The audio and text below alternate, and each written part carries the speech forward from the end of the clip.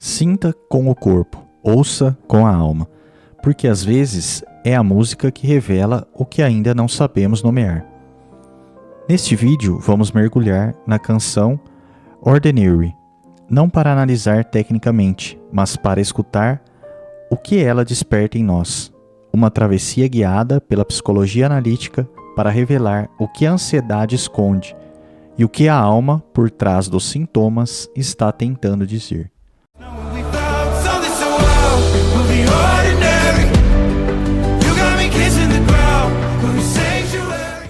De repente, o coração dispara. O ar falta, as mãos suam e o peito aperta.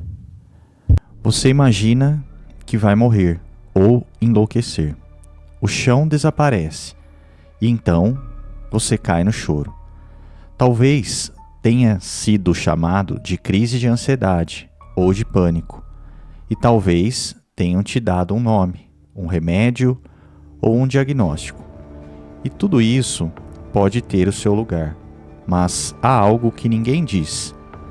Esse colapso talvez não seja o seu fim, talvez seja o seu começo, porque quando tudo está muito racional, muito controlado, a alma vem e descontrola tudo.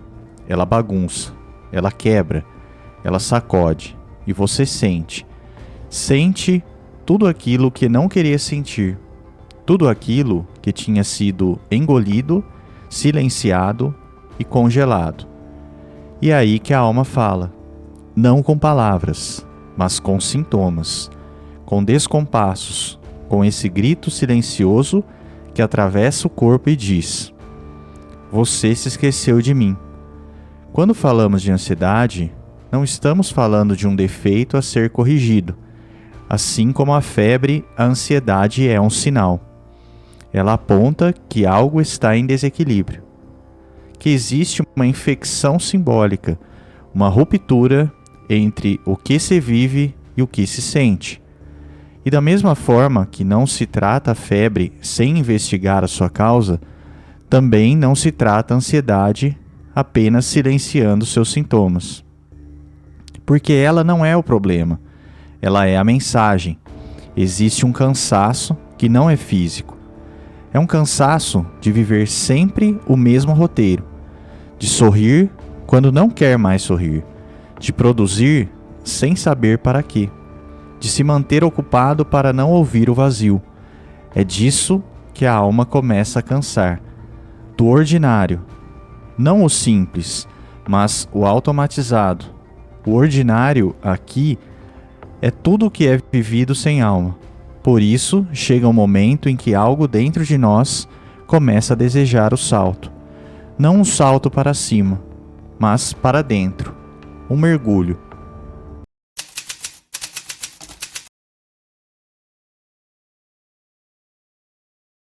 They say the holy water's watered down, and this town's lost its faith. Our colors will fade eventually. Você já teve a sensação de que aquilo que antes te alimentava perdeu o sabor? Como se a vida tivesse se tornado morna, previsível, quase sem cor? Talvez você olhe ao redor e veja que nada de muito grave aconteceu.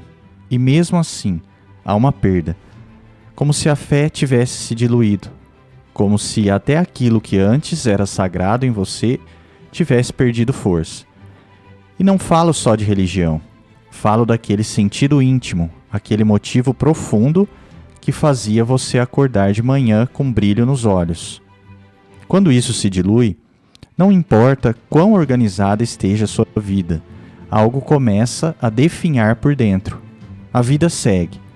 Você trabalha, conversa, cumpre compromissos, mas tudo parece menos vivo, menos colorido. O pior é que o mundo te diz que isso é normal, que todo mundo vive assim, que é assim que a vida adulta funciona. Menos intensidade, menos brilho, menos alma. Mas lá dentro existe uma parte sua que não aceita essa explicação. E é ela que começa a inquietar, a se agitar, a cutucar.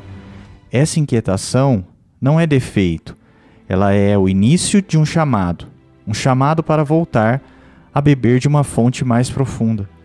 Talvez você também sinta isso, uma sensação que não se explica direito, como se algo dentro de você se inquietasse diante de certos lugares, de certos olhares, de certas presenças, como se o corpo fosse pequeno demais para conter o que está vivo por dentro, como se a alma quisesse sair correndo, e talvez tenha aprendido a interpretar isso como fraqueza, como drama, como excesso. Mas talvez não seja nada disso. Talvez seja só uma sensibilidade que ainda não encontrou forma. Há pessoas que têm a mente inquieta, outras a alma. E quando a alma sente tudo, o ambiente, os silêncios, as intenções não ditas, isso pode doer. Por isso, muitos se afastam, se isolam, se endurecem. Mas existe um outro caminho: ficar, sentir tudo e ainda assim permanecer inteiro. Quando a alma encontra contorno, ela para de se debater. Ela deixa de ser um alarme e se torna escuta. Deixa de ser cárcere e vira cálice.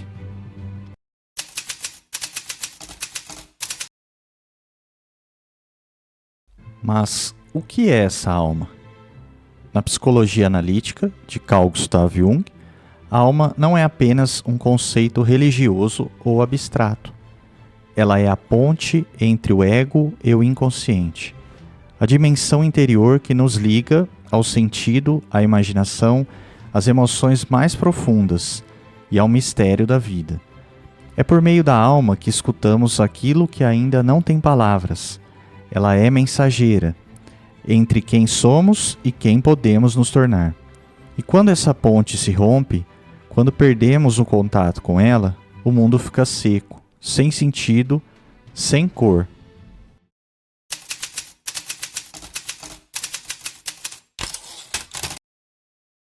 So if our time is running out, day after day, we'll make the mundane a masterpiece.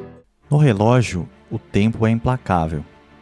Os dias passam, as semanas correm, os anos se acumulam. Tudo tem prazo, tudo tem meta, tudo parece urgente. Mas a alma não vive nesse tempo. O tempo da alma é outro. É o tempo de Kairos, o momento certo, aquele em que algo dentro amadurece e se alinha. É um tempo que não se mede em minutos, mas em transformações internas. A ansiedade nasce quando vivemos apenas no tempo de fora, no tempo de Cronos, e ignoramos o tempo de dentro. É como tentar abrir uma flor à força, antes de ela estar pronta para se abrir. E aqui está o problema. Quando sentimos a inquietação da alma, projetamos essa busca aqui no mundo externo e caímos num ciclo vicioso. Queremos correr mais rápido, conquistar mais coisas, ter mais experiências. Mas nada satisfaz, porque a alma não quer velocidade, ela quer profundidade. A ansiedade é o grito da alma que diz: você está me obrigando a viver no tempo errado. E no entanto, se você para, se você desacelera, começa a perceber que a vida interna tem um ritmo próprio. E que seguir esse ritmo não é atraso, é retorno.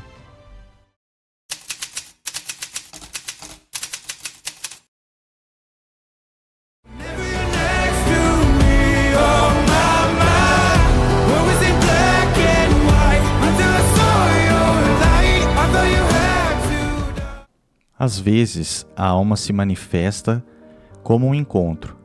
Não precisa ser com uma pessoa. Pode ser com um lugar, um momento, uma música, um pôr do sol.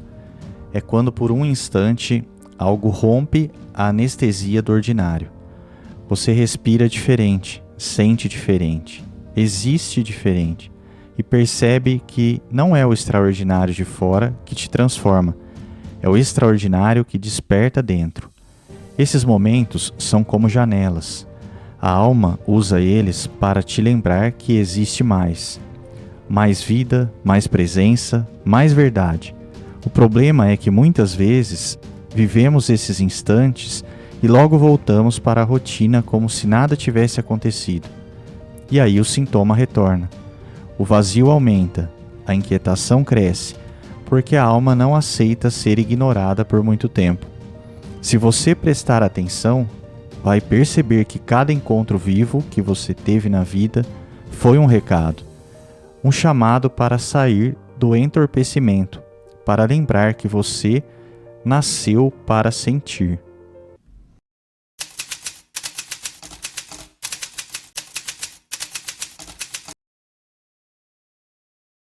You got me kissing the ground, sanctuary. Try to be with your touch.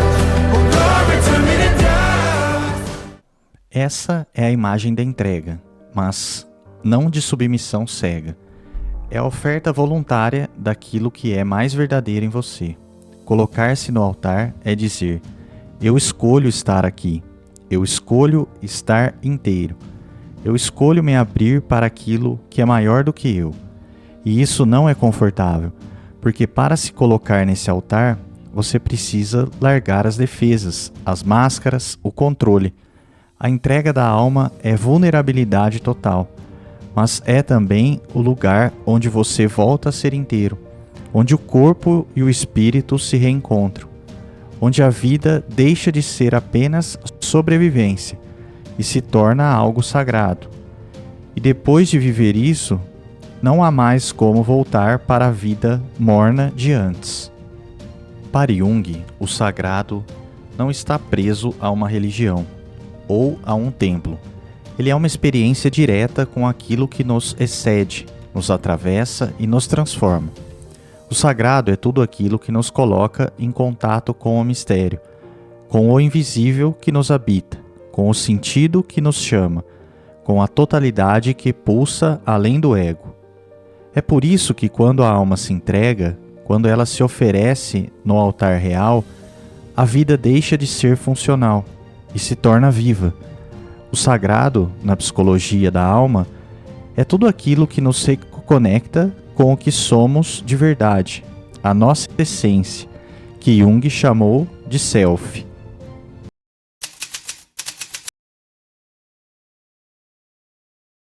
Talvez você também sinta essa inquietação.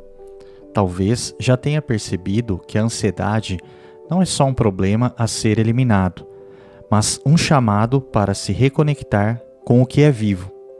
A alma não quer que você seja perfeito, ela quer que você esteja presente.